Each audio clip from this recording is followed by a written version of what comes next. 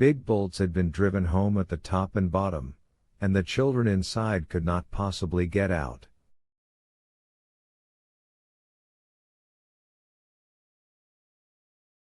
They had tried their hardest to batter down the door, but it was no good at all.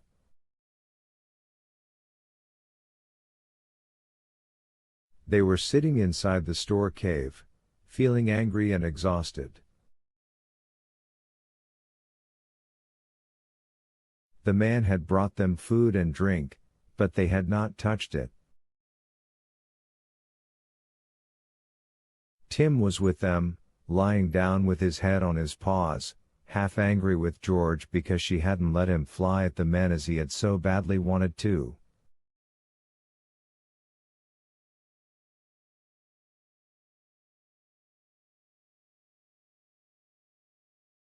But George felt certain that Tim would be shot if he tried biting or snapping. Anyway, the other two had sense enough not to come down and be made prisoners too, said George.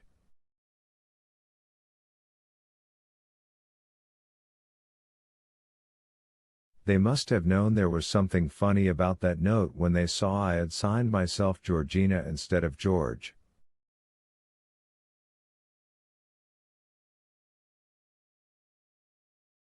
I wonder what they are doing. They must be hiding. Tim suddenly gave a growl. He leapt to his feet and went to the closed door, his head on one side. He had heard something, that was certain. I hope it's not those men back again already, said George. Then she looked at Tim in surprise, flashing her torch onto him. He was wagging his tail. A great bang at the door made them all jump out of their skins. Then came Dick's cheerful voice. Hi, Julian. Hi, George.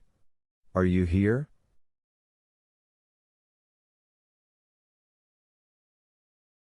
Woof! Barked Tim, joyfully, and scratched at the door. Dick! Open the door! Yelled Julian in delight. Quick, open the door! Chapter 16: A Plan, and a Narrow Escape. Dick unbolted the door at the top and bottom and flung it open. He rushed in and thumped George and Julian happily on the back. Hello, he said. How does it feel to be rescued? Fine, cried Julian, and Tim barked madly round them.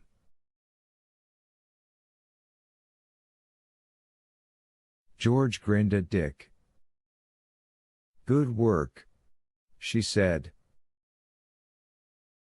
What happened? Dick told them in a few words all that had happened. When he related how he had climbed down the old well, George and Julian could hardly believe their ears.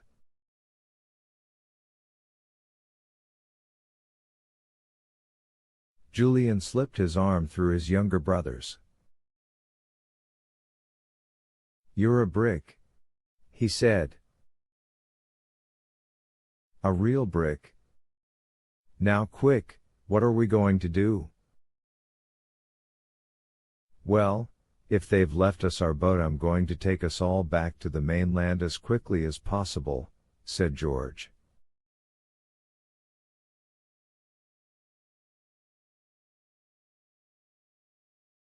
I'm not playing about with men who brandish revolvers all the time. Come on. Up the well we go and find the boat. They ran to the well shaft and squeezed through the small opening one by one. Up the rope they went, and soon found the iron ladder. Julian made them go up one by one in case the ladder wouldn't bear the weight of all three at once.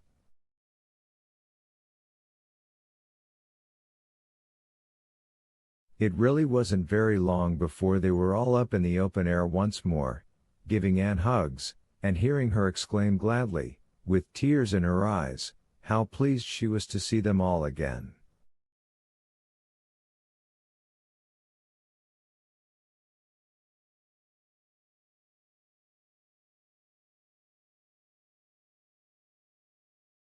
"Now come on," said George after a minute. "Off to the boat. Quick! Those men may be back at any time."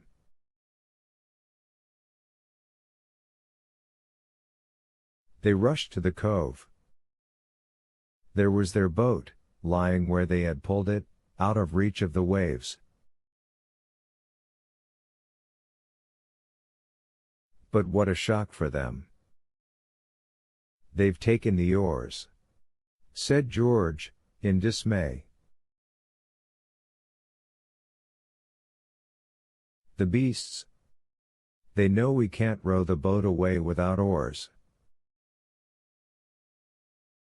They were afraid you and Anne might row off, Dick, so instead of bothering to tow the boat behind them, they just grabbed the oars."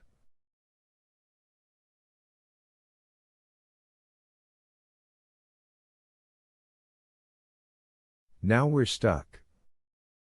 We can't possibly get away." It was a great disappointment.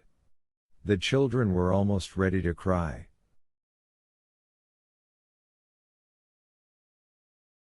After Dick's marvelous rescue of George and Julian, it had seemed as if everything was going right, and now suddenly things were going wrong again.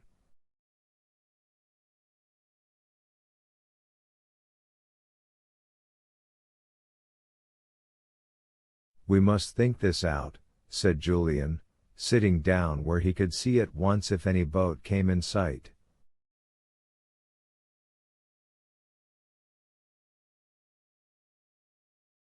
"The men have gone off, probably to get a ship from somewhere in which they can put the ingots and sail away."